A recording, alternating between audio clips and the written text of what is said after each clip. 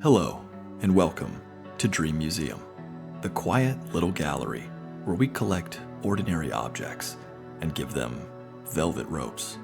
Tonight's exhibit is humble, patient, and slightly wobbly. Please silence your memories of 7th period. This is the school chair.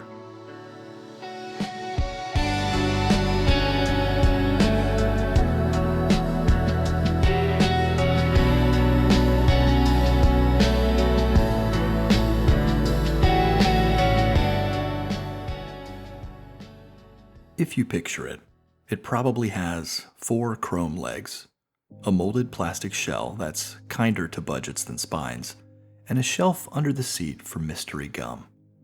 We'll get there. But first, the chair before it was plastic, before it was portable, before it learned to stack like pancakes. In the late 1800s, as public schools standardized, furniture followed suit. The earliest mass school setups weren't chairs as much as desk-chair combinations, cast iron bases bolted to the floor with hinged writing surfaces and a wooden seat that dared you to fidget. Companies like Grand Rapids School Furniture scaled this up. By 1906, the firm had reorganized as American Seating Company, which went on to dominate school furniture for decades. The idea was simple. If the furniture can't move, maybe the kids won't either. Of course, students still moved. They just squeaked more. After World War II, schools faced a math problem.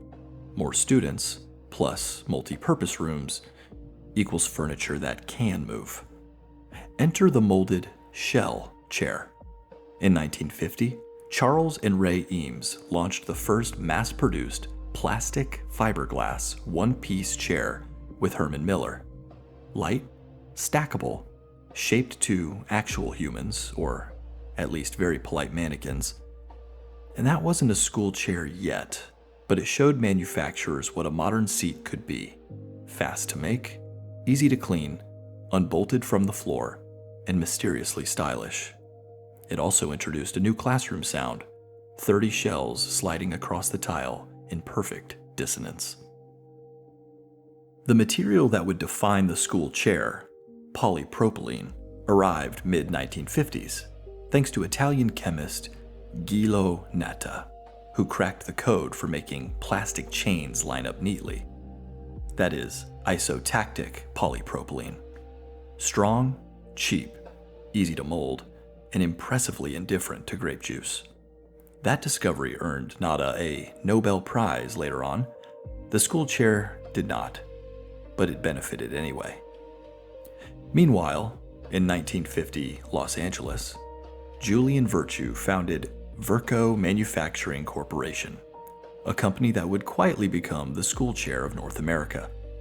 Virco leaned into institutional furniture, stuff that survives adolescence, and scaled production across the US.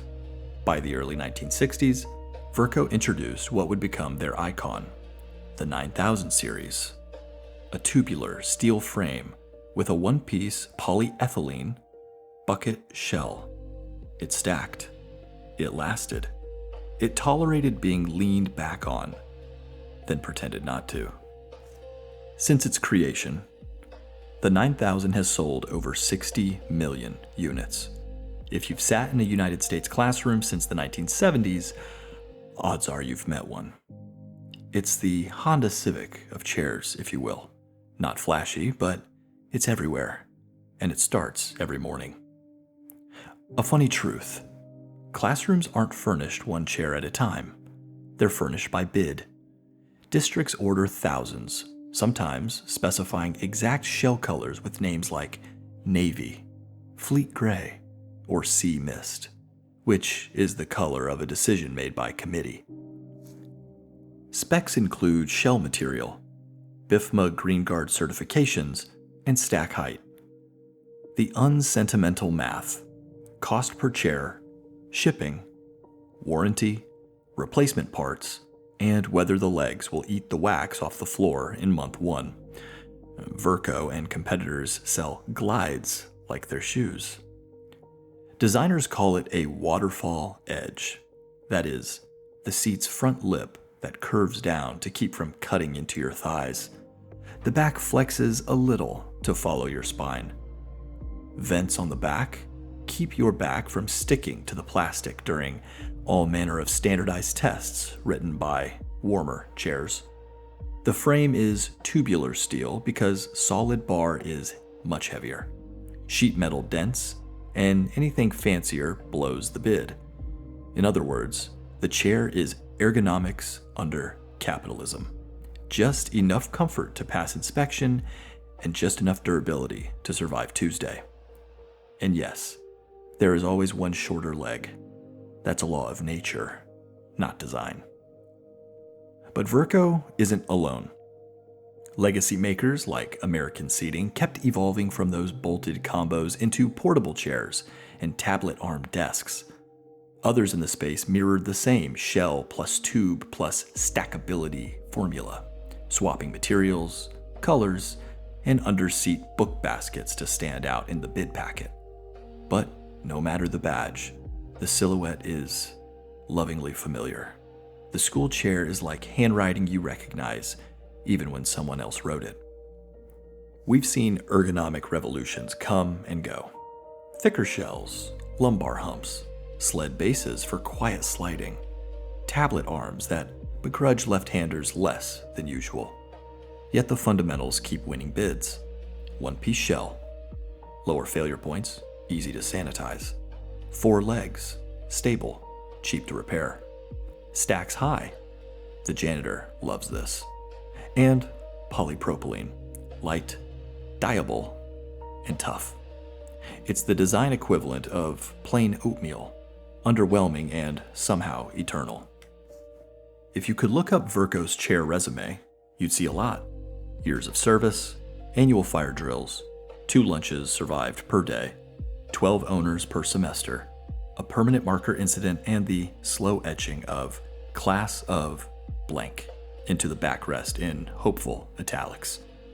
Manufacturing plants run injection molds for shells like clockwork. Frames are bent, welded, powder-coated, and married to the plastic with hardware that will outlast the building's Wi-Fi. And even students. Somewhere, another pallet rolls into a gym to become a test day. And that's kind of beautiful. A small, ordinary tool of shared memory that never asks for credit. Only a tennis ball on each foot when the floor is new. But how did we get such an invention? The idea of combining a chair and a writing surface dates back to the 1920s. Early prototypes were wooden sidearms attached to metal desks. Basically, a small cafeteria tray for handwriting. By 1934, American Seating Company filed patents for adjustable writing arm desks so classrooms could be rearranged more easily. After World War II, as classrooms doubled as cafeterias and auditoriums, the tablet armchair became the miracle of mobility. No need for big desks, and you could stack them away for the spring concert. Of course, comfort was never part of the brief. The average writing surface measured just 11 by 15 inches, just large enough for a test and a growing sense of claustrophobia. For decades, left-handed students sat in ergonomic purgatory.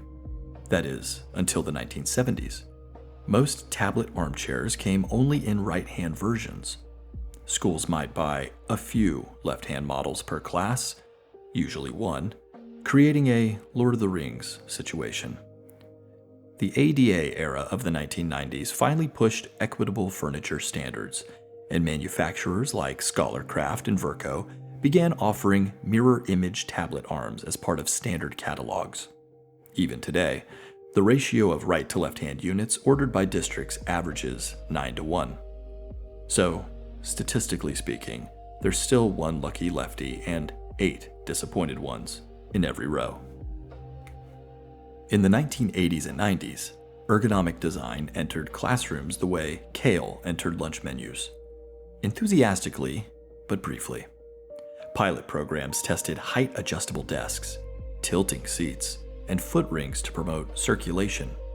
They worked, Kids focused longer and fidgeted less, but they cost about 30% more than fixed chairs. School boards ran the numbers and decided that improved posture wasn't worth an extra pizza fundraiser per chair. Verco responded with incremental tweaks: thicker backrest ribs, improved waterfall edges, and color-matched book racks. It was evolution, not revolution. By the early 2000s, a new breed of furniture firms, Smith Systems, KI, and Hahn, pushed active seating. The premise? Let students wiggle productively instead of silently plotting rebellion.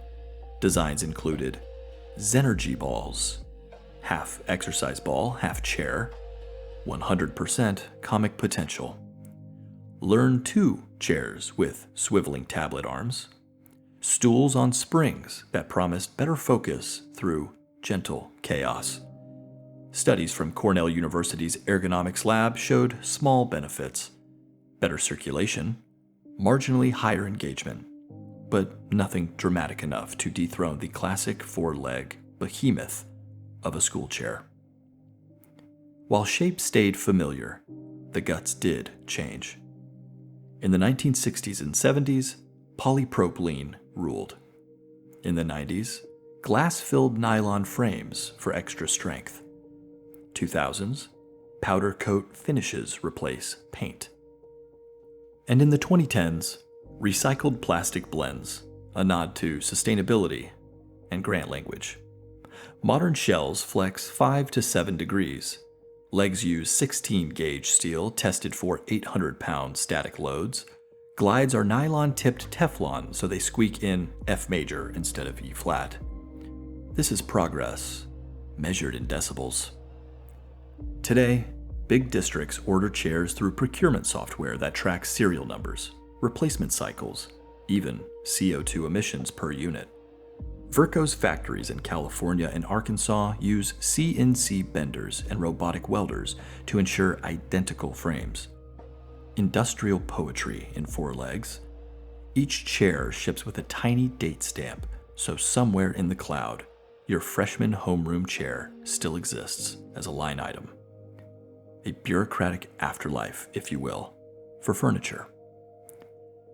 Ask anyone what school sounds like, and they'll probably say shoes on tile, pencils tapping, and the screech of 24 plastic chairs sliding in unison.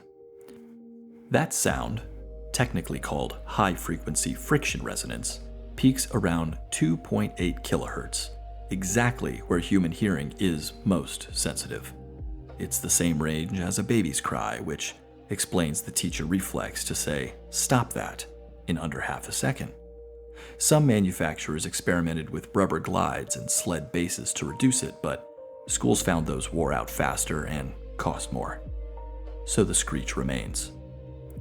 Every school chair is a minor archaeological dig. Underneath, gum layers, pencil marks, scratched initials. Inside, a few decades of dust and eraser bits. Flip one over and you might find the name of a factory worker from Torrance or Conway, a stamped date from 1987, and the ghost of a sticker that once said, "Property of District 12." One chair in a California high school was found to have served from 1978 to 2019, before its first replacement glide, a 41-year career. Teachers rarely get that kind of longevity. But when the school closes and the lights click off one by one, the chairs talk. They don't use words, of course. They communicate through tiny shifts, the groan of chrome cooling, the whisper of plastic remembering heat. It's how they gossip about the humans who once sat in them. That's why, if you stay after closing and listen closely, you'll hear the faintest squeak of stories. Tonight, we're in the Verco wing of the school. Row after row of identical shells, each with its own resume. 35 semesters, 6 gum incidents, 1 pop panic quiz, 2 substitute teachers who pronounced meme wrong. In a storage facility outside Torrance, California, Verco keeps a small archive of legacy models. Rows of beige, navy, and faded avocado shells sit quietly on pallets. They're used for design reference and testing, but it feels more like a nursing home for furniture. A former engineer once said, "We still test them because some of those old molds outlasted the buildings they were made for."